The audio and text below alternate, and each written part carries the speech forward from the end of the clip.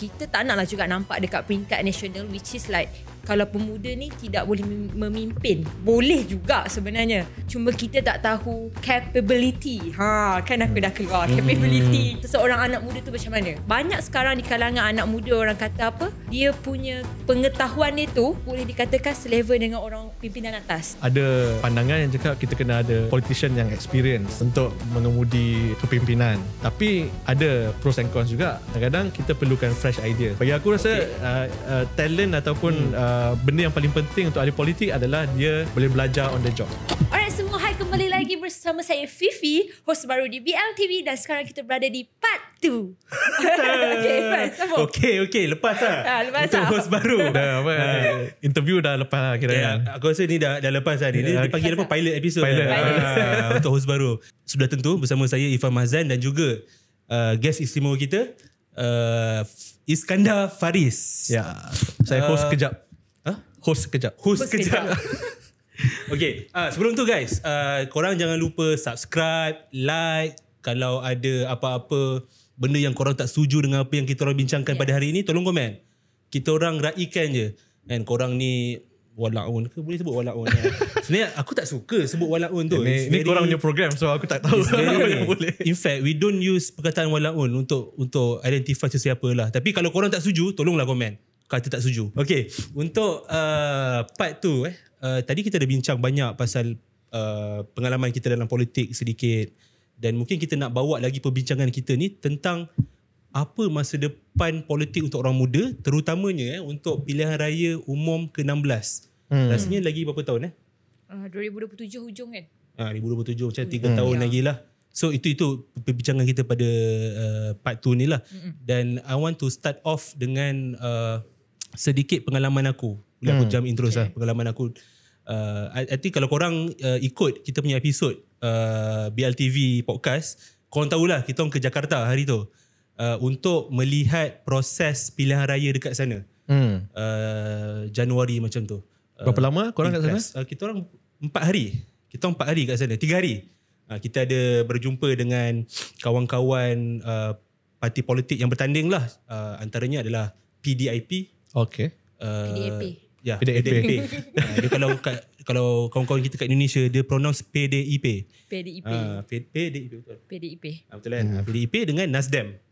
Dua parti itulah kita jumpa. Dan banyak benda lah yang aku boleh perhati dan pelajari. Sebab pertama dia punya daripada segi pengalaman orang politik dekat situ. Maksudnya, aku bagi contoh lah sebab kita orang datang sebagai Parti Keadilan Rakyat. Mewakili Angkatan Muda Keadilan lah, Sayap Pemuda. Dan kita dekat sana rata-rata umur dalam 30-an. Paling muda rasanya 26 macam tu. Okay, lepas tu kita punya counterpart dekat sana pula umur sekitar 40 tahun. Agak senior, tapi menjawat jawatan pemuda. Okay, so point aku kat sini adalah dekat sana untuk kau pegang tampuk kepimpinan, kau dah melalui umur yang matang. Contoh kalau umur, contoh lah sebab mungkin dekat sana dia punya sayap pemuda dia, keahlian dia height umur 40. Jadi dia expect untuk tampuk kepimpinan tertinggi tu umur 35 ke atas lah. That's natural lah kan. Tapi untuk keadilan, contoh kita punya had umur 35. So parti akan expect orang umur 22, 23, 25 in fact kan, untuk menjawat jawatan ketua AMK. Tak kisahlah di peringkat cabang tu peringkat parlimen lah, ataupun peringkat nasional pun. I think kita punya yang paling muda Fifi 22. Sebenarnya ada je. Fifi nasional lah? Tak. Bukan lah. Tapi ada yang muda, Marina Farah Ariana pun umur she's 22 or 21. Umur dia 21, 22 masa mula-mula bertanding. Sangat muda. Jadi pengalaman aku, bila aku datang situ, kita orang semua delegasi kan, berjumpa dengan orang yang lebih senior tapi jawatan tu sama kan, daripada sayap pemuda ke sayap pemuda. Diorang ada pengalaman yang lebih meluas. Baik umur diorang 35, 36, 40 tu, diorang dah ada pengalaman, contoh 15 tahun dalam corporate. 15 tahun dalam pekerjaan berniaga ataupun dalam parlimen ke apa, banyaklah. Kita ni pula umur 27 baru. And pengalaman bekerja pun mungkin 3 tahun. And pengalaman dalam politik mungkin 5 tahun. And tak setaraf lah. Pendapat kau macam mana kan? Ataupun pemerhatian kau lah. Bagi aku mungkin berbeza sikit persepsi dia ataupun dari sudut pandang lain. Sebab kalau tengok demokrasi yang lebih matang kan, peluang yang diberikan kepada anak muda tu lebih awal. Betul. Jadi kalau macam kita ada kawan Alif kan, dia kuat berpolitik dekat kampus. So kalau dekat tempat-tempat atau negara-negara yang lebih matang demokrasinya, dari segi kampus lagi dah sudah praktikkan demokrasi. Boleh bertanding, berhujah, berdebat, dan topik-topik ataupun perkara yang dibincangkan tu bukannya benda-benda yang akademik. Benda-benda yang memang terkait dengan hidup seharian kan, kos sara hidup, kos apa tu, yuran makanan dekat universiti macam mana, intake tu macam mana, perbezaan pelajar antarabangsa dengan pelajar domestik, semua tu dibincangkan. Dan kadang-kadang geopolitik punya isu pun dimainkan juga, macam isu Gaza, isu Palestin dan sebagainya. Jadi mungkin bagaimana kita nak beransur ataupun bergerak ke arah tu mungkin menjadi satu tumpuan lah. Mungkin kalau dekat Indonesia tu dia dah berevolusi sekian cara sampaikan mereka yang lebih berumur menjadi ketua pemuda. Kita mungkin mau ambil jalan yang lebih mungkin lain sikit. Lain sikit, mungkin lebih apa tu, segar. Macam mana kita nak buka ruang, katakan kalau apa tu, sayap pemuda tu, sayap mahasiswa macam mana pula? Macam mana kita nak bagi mereka ruang? Sebab kalau dalam politik ni, macam kita cakap tadi, bukan hanya untuk jadi YB, tapi ada jentera-jenteranya yang boleh bergerak dan peranan apa yang mereka boleh ambil. Mungkin mereka boleh jadi perancang konten kan. Mungkin mereka boleh jadi kita orang ni lah. Boleh jadi yang front line dekat influencer kan. Mungkin ada yang belakang yang strategi kan. Oh, konten macam ni boleh, konten macam ni tak boleh. Tempat-tempat lain juga, mungkin dalam PKR lebih daripada DAP, korang ada pencula kan? Culaan. Yes. Culaan ni pun satu bidang yang mungkin boleh dikembangkan lagi. Sebab ada sistem, ada orang yang mencula. Lepas tu nak baca culaan tu satu skill yang lain. It's a whole process. It's a whole process, ekosistem. Dan mungkin kita dekat Malaysia ni belum lagi hadam politik tu macam mana. Tapi politik ni adalah satu ekosistem. Adanya apa tu, bahagian yang buat fundraising, ada satu bahagian yang buat organisasi lapangan, field. Ada yang buat media, ada yang analitik, yang kita nak membaca apa tu, sentimen pengundi, ada yang buat culaan. Culaan ni penting sebab kau nak tahu pengundi tu putih, hitam, kelabu. Kan? So benda ni kena bergerak bersama macam orkestra dan menghasilkan satu simfoni yang merdu. So tak boleh lah satu ni main lagu lain, satu ni main lagu lain. Jadi itu satu benda yang kita kena fahami dekat Malaysia lah, yang masih lagi mungkin ramai belum nampak lagi. Dan mungkin yang membezakan adalah macam mana diorang melibatkan diri dalam politik dalam kampus dekat Indonesia. Dia lebih bebas. Betul, kita ada kebebasan kita dekat universiti.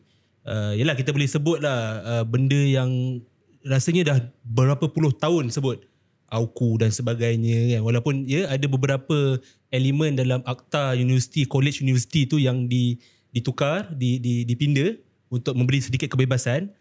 Cuma dia, pandangan akulah, tak semua cakna kan. Dan betul, kita tak boleh nak membuatkan semua orang cakna kan, ataupun membuatkan semua orang terlibat secara langsung. Betul. Tapi itulah, dia punya exposure tu kurang.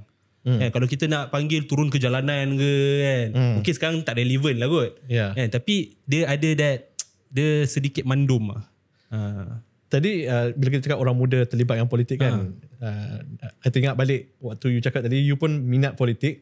Tapi macam mana proses tu berlaku?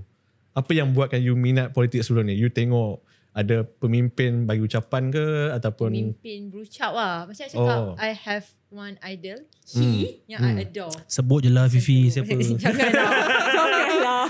Nak jawapan selamat Anwar Ibrahim. Itu paling selamat. The CLM, Career Limiting Move. Tapi for me, untuk yang pasal umur, yang AMK kita, hak umur kita 35 untuk pemuda. Kalau untuk DAP? 35 juga. Oh, 35 juga Ya, 35 juga. Aku rasa 35 lah. 35 juga. Baru ubah ke? Dah lama dah 35. Oh, okay. Mungkin kita berubah seiring lah kot. So for me, I agree jugalah with that. Sebab kita tak nak lah juga nampak dekat peringkat nasional, which is like kalau pemuda ni tidak boleh memimpin. Sebenarnya boleh juga sebenarnya. Cuma kita tak tahu capability.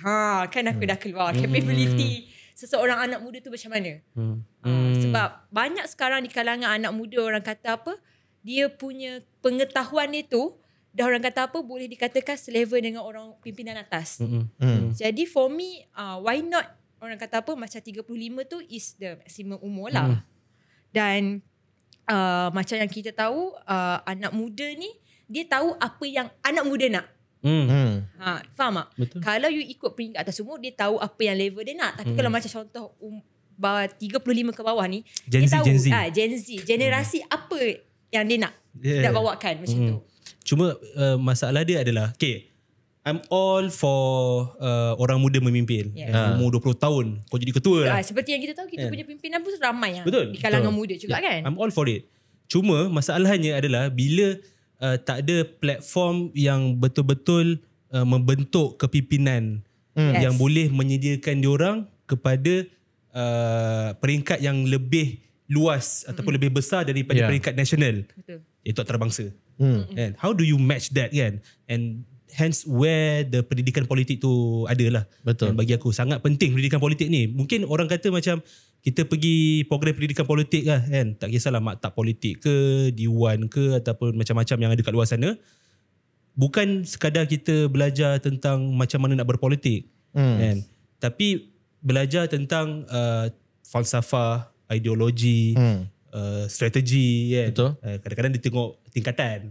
Kalau kau tingkatan 1 ni kau dapat ilmu tahap ni lah. Baru-baru masuk try kan. Betul. Kau kena tahu Sekdem apa. Boleh cerita. I mean, Boleh. open kan benda tu kan. Bukan secret. Kalau dalam Sekdem pun dia ada tingkatan dia. Tingkatan 1, tingkatan 2, tingkatan 3. Tingkatan 1 ni level-level dia kau belajar pasal falsafah, ekonomi, politik apa semualah. Level 2 ni yang lebih kepada strategi kan. Pendekatan macam mana. Dan keterampilan lah. I think. Keterampilan. Macam mana kau nak bawa diri sebagai seorang quote-unquote diplomat. So mungkin dari segi ni setiap pihak kena mainkan peranan masing-masing lah. Jadi kalau parti politik tu kita dah tahulah objektif dia sebab nak recruit kan. Yes. Jadi dia akan tanamkan idea ataupun ajar mereka yang menyertai itu ideologi, bagaimana nak kempen dan seterusnya macam mana nak mendekati parti tersebut.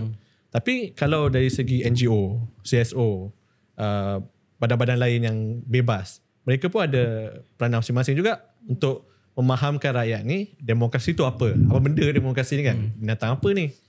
Sekolah pun ada peranan juga untuk macam bagi pendedahan lah, at least kepada kanak-kanak ataupun murid-murid macam mana proses mengundi tu kan. Kadang-kadang kita mengundi ketua darjah kan, angkat tangan semua tu.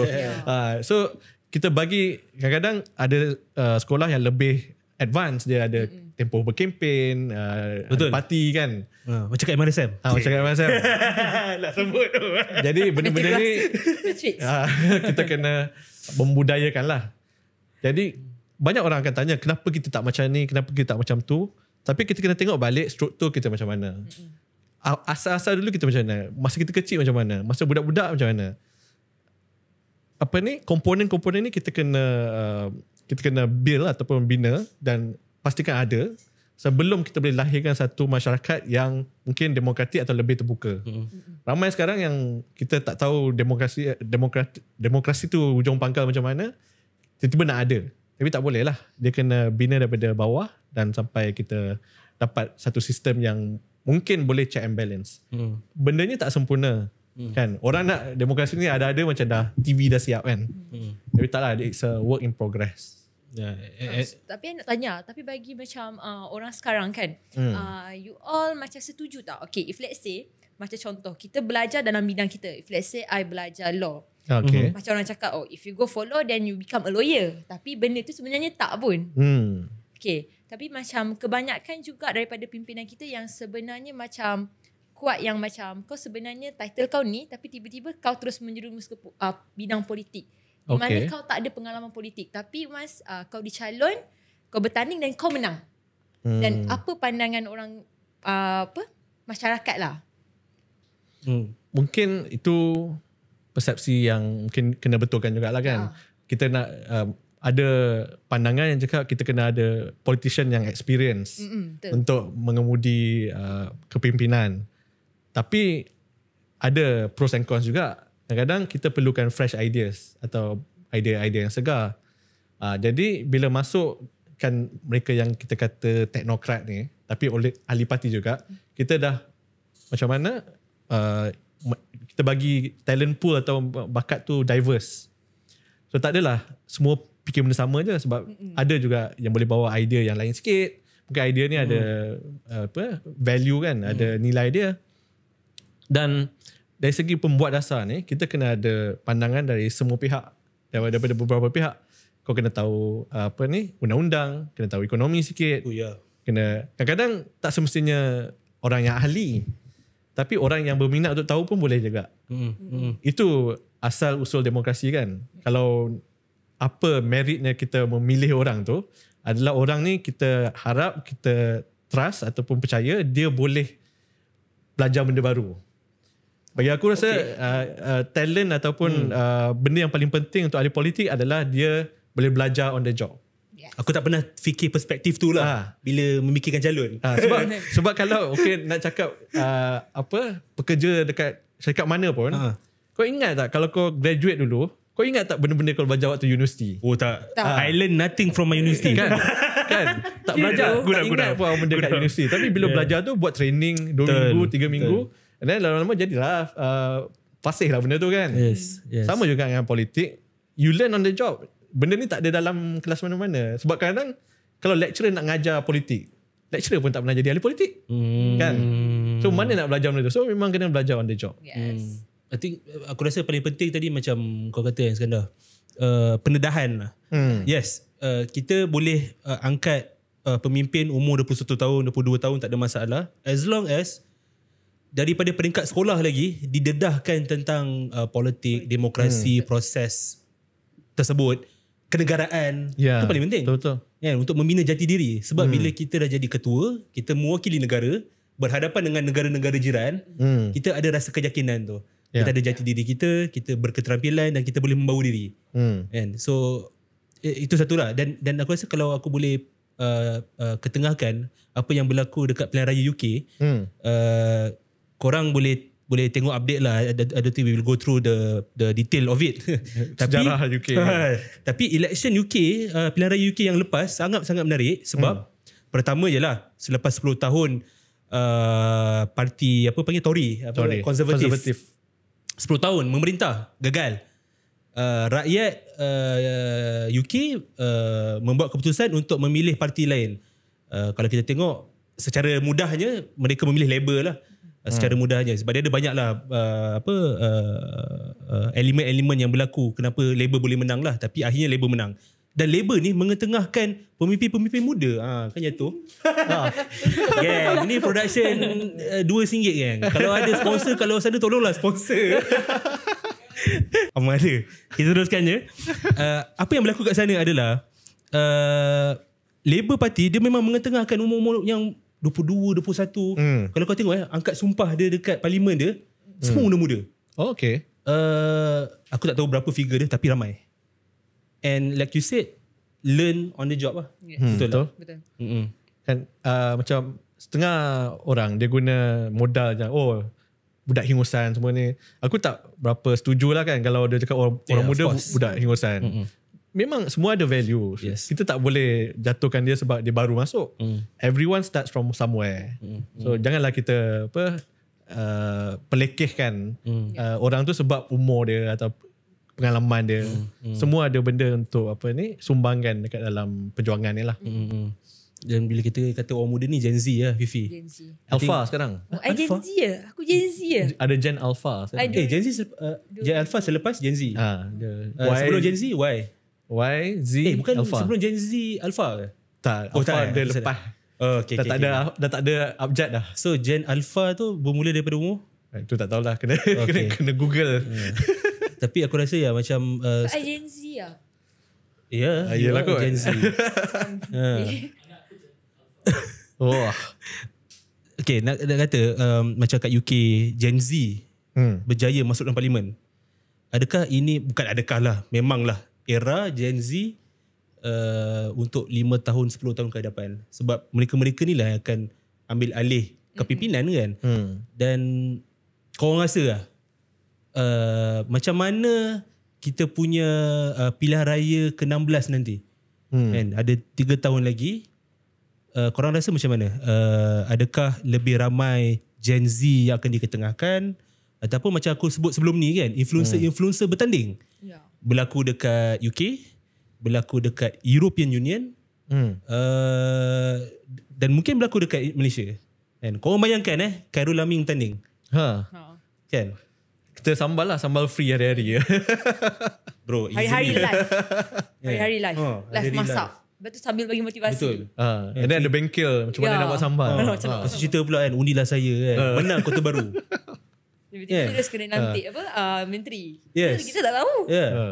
Kan? So, korang rasa macam mana? Anything is possible lah kan. Benda-benda macam ni kita mana tahu tak dapat dijangka. Lagi-lagi sebab kita consume media sekarang ni bukan macam dulu. Dulu kita tengok TV. Kan everything, kalau satu hari kita boleh predict mungkin pukul 8 semua akan terpacak kat TV. Tengok berita. Tengok berita. Bapak-bapak semua tengok berita, mak-mak tengok berita apa jadi. Ikut urutan. Tapi sekarang semua tengok benda-benda yang berlainan kan. And then algoritma yang menentukan apa kita tengok. Kita tengok benda tu lagi kita dapat benda yang sama. Jadi ekosistem macam ni menyebabkan kita tak dapat tahu mana yang betul, mana yang tak. Ulang benda sama kan. Salah benda macam mana pun kita cakap benda tu betul juga. Macam Trump baru-baru ni cakap orang makan kucing, makan anjing. Percaya. Semua orang percaya. Ada orang percaya. So itu mungkin kita akan tengok benda tu berganda-ganda waktu PRU16. Betul. Dan bukan PRU16 je, aku rasa PRU15 pun kita dah nampak dah.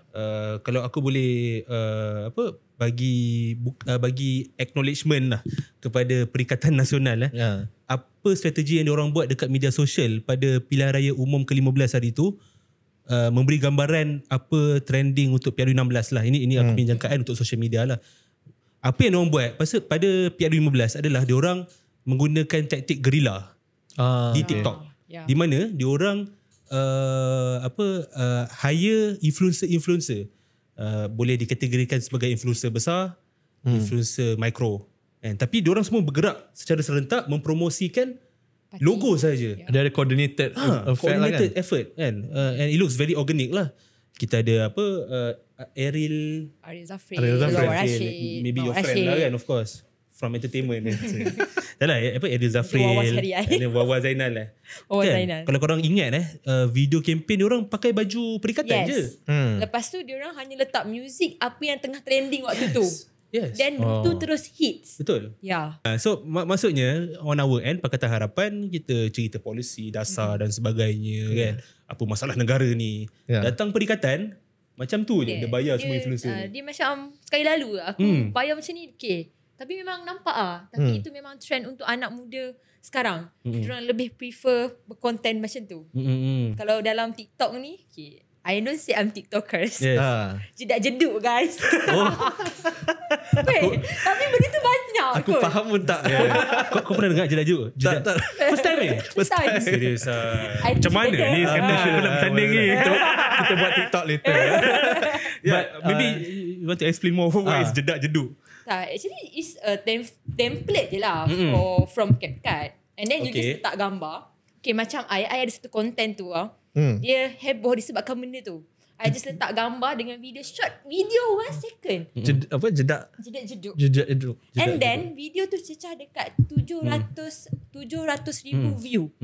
You bayangkan, I bukan calon time tu tapi I just like macam I tengok macam OPN buat jadi kan. Sedangkan time tu I fikir macam korang ni macam biasa je, macam kita macam aku pun boleh buat kan. Tak buat benda tu meletup. So I nampak dekat situ orang lebih kepada prefer content yang macam tu untuk nak mempromote kita punya parti lah.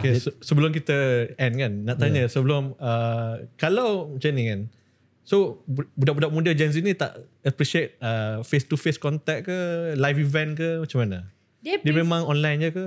Dia prefer, tapi like depends on the content lah. Faham tak?